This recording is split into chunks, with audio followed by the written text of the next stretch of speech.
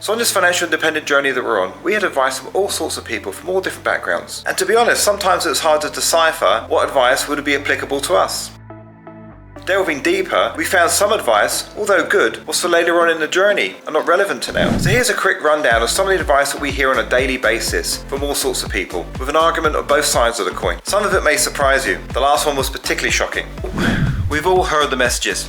Pay off your debt. Pay it off now. No vacations. Get it done. Now, if it's high interest consumer debt, yes please. Pay it off. Put it together a strategy. If you have numerous cards, start off with the highest interest one and pay them all off. For every high interest card you pay off, it's a guaranteed return. You're not going to be paying any more of that interest. It's money in your pocket. It makes sense. Also, getting rid of high interest consumer debt is a big stress relief. Woo! So all this is bad debt, and you should get rid of it, but don't kill yourself. Put together a strategy and work on it. However, good debt is another thing altogether. Good debt will build your net worth and your wealth. In fact, good debt is the #1 way the rich build their wealth. Leveraging good debt or other people's money will allow you to accelerate your gains and build your wealth. As your wealth grows, so does your net worth, allowing you to grow more wealth. As a fundamental rule, the interest rate of the debt needs to be lower than the returns you will be getting. The bigger the gap between the two, potentially the more profit you will get. One asset class we do with this is our rental properties. The main lobby area. We have 2 apartments upstairs and 2 apartments downstairs. This is the laundry facilities for the apartments. So we've got 4 appliances here, 2 of each. As I said, it's a 4-plex. We are looking to purchase some more in the area. We just purchased a 5-plex. Our tenants cover all the expenses of the property. What remains is the positive cash flow. This is our return. This positive cash flow is a product of good debt.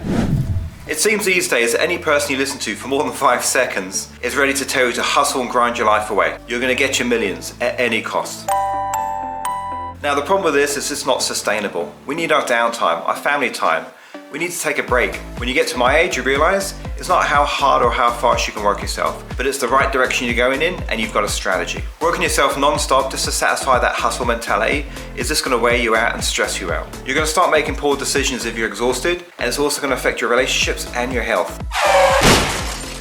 These days we're much more educated on stress, and in this day and age we're all aware that stress can be a leading cause for a lot of health issues. You've got to take this seriously. Now I know this because when I first started this journey 4 years ago, I did exactly that. Learning from failure, now I allow myself to do a 100-meter dash when I'm stuck into something creative, but then I stop and allow myself some downtime with family or have some me time at the gym. Besides, quality time with my wife and my kids reminds me of why we're building this wealth in the first place. And going to the gym a few times a week keeps me trim, keeps me engaged, and encourages me to make a solid effort with my diet. After all, I'm not going to lift any weights if I can't feed my body the nutrients it needs. Now this also encourages me to prepare my meals at home and avoid takeout.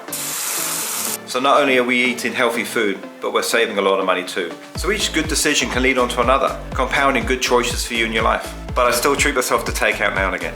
Be cautious what you read. Now I always suggest you read self-help books. In fact, I believe it's necessary for sustained wealth building, but also to read where you are in line with your wealth journey. And what I mean by this is not jumping ahead 20 paces, but reading for the foundation for your mindset change to build wealth.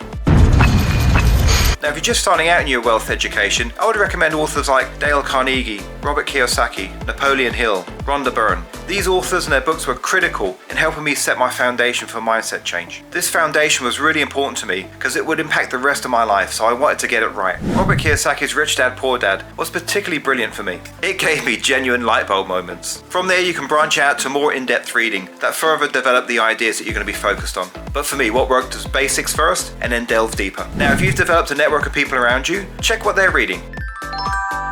Also, if you're like me and you struggle to pick up a book, check out Spotify or build up a library on YouTube. You can even subscribe here and check out more videos.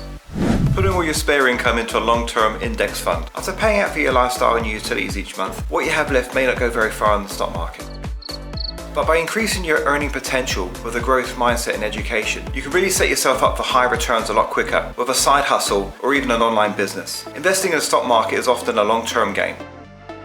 So by starting a side hustle or an online business, you can better your knowledge now and fail forward. Now you should always put a percentage of your earnings aside each month. That is still true, but investing in your development and taking a risk on a new venture that could take off is a risk worth taking.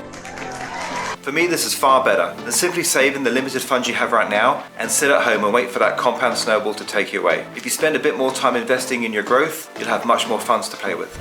Now, saving is a key fundamental for anyone bettering their situation or building wealth. But we also know we cannot save ourselves to financial independence.